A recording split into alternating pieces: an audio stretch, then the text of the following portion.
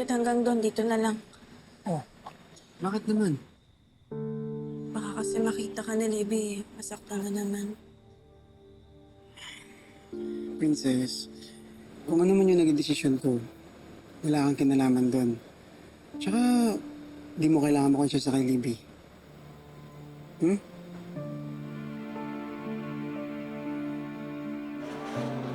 Puntahan kita bukas.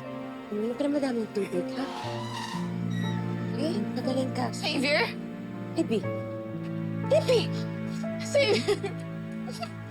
Xavier, please! Please come back to me! Come back to me!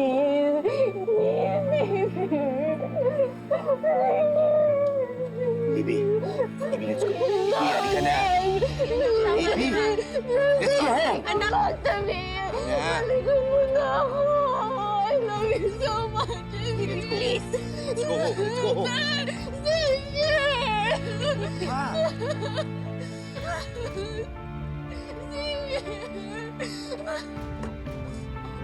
Raymond! Libby, uwi na!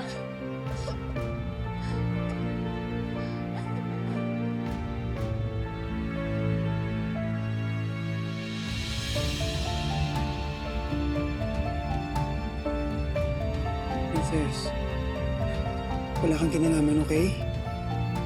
Hindi mo kasalanan yun. Tama na, tama na.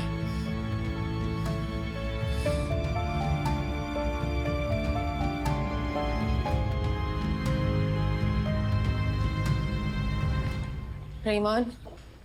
Raymond, salamat tumawag ka. Kumusta si Libby? Well, pagdating namin kagabi, she went straight to her room.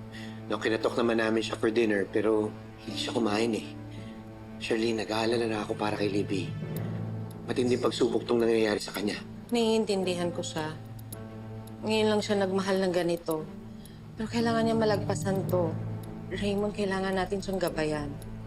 Yeah. But can you please talk to her?